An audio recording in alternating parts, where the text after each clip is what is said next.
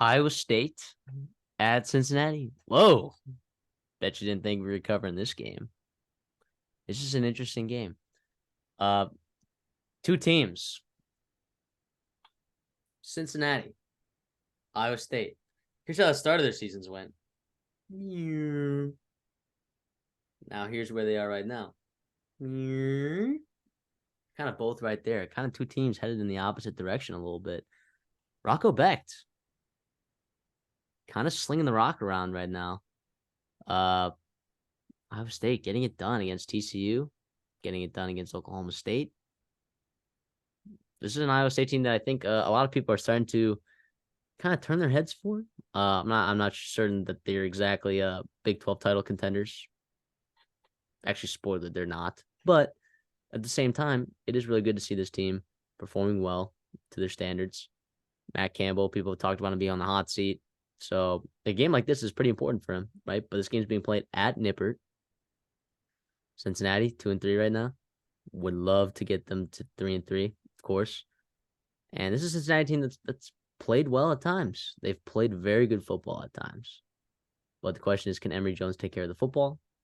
Can they run the ball effectively like they were at the start of the season? And can they force Iowa State to make mistakes on offense? Yeah, like you said, this is really credit to Iowa State here. This Rocco Beck has kind of turned that football team around based on what happened last year, what happened in the offseason with all the betting, and your quarterback goes down, and Matt Campbell hot seat, and then you lose to Iowa, right? And then you lose to Ohio, and it's like, here it is again for Iowa State. And then they right the ship. Rocco Beck plays a fantastic game, beats Oklahoma State, and then you lost Oklahoma, but Oklahoma's a good football team, and you beat TCU, who that's a great win for you guys. Now you got to go on the road and play at Cincinnati, like you said. Cincinnati got a bye week, and they needed it, man. They really needed it. Lost to BYU on the road. Obviously, not an easy place to play there, but Cincinnati. That transition to Big 12, we thought it was going to be tough, and it has been so far. But they're going to get into a stretch here where there's a lot of winnable football games, and getting one this week here would be massive for Satterfield and staff there with Cincinnati. I do hope Emory Jones, after the bye week and that running game gets fixed, I think the defense is going to show up. I think they'll give Rocco Becht some troubles at times. I can't believe this line's actually that high. I was kind of expecting it to be closer to 3. But I'm going to continue with Cincinnati here. I'm going to take Cincinnati in the points. I do think they'll get it done. I'm excited for them. I think off the bye, they'll be really rejuvenated and ready to come out and play here. Yeah, this is a trend pick.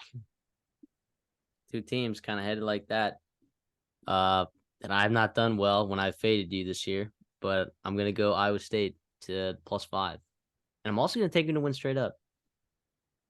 I think this would be such a big win for Iowa State, dude. Like such a big win going on the road. Now I still don't know that Iowa State's gonna be able to perform on the road. And Nippert Stadium is kind of rowdy. It's kind of rowdy. It is. It It, deserves it a lot it's of credit.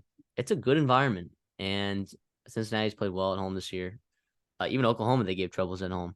You know, so if they were giving Dylan Gabriel and that offense some trouble at home, it could be tough for Rocco Becht and that offense to really get going. But I up to this point, Iowa State has impressed me these last couple weeks, especially offensively, being able to get it done.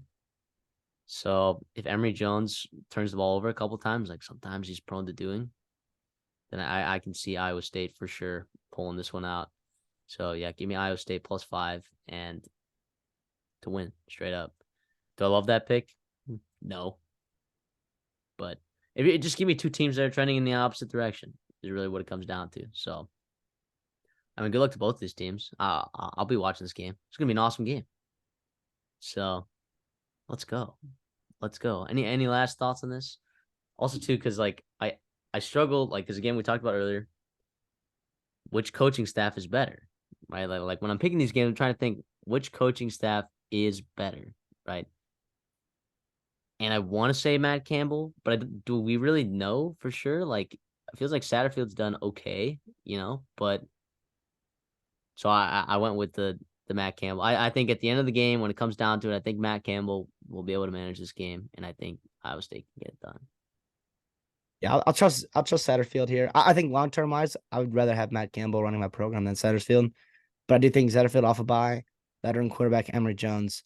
I Yep. think they right the ship starting now, and they get into a stretch like we talked about. Man, these are a lot of winnable football games. Baylor, yes, Oklahoma State's playing better last week, but Oklahoma State, UCF, Houston, and West Virginia deserves to not be thrown in that category because they've been playing awesome.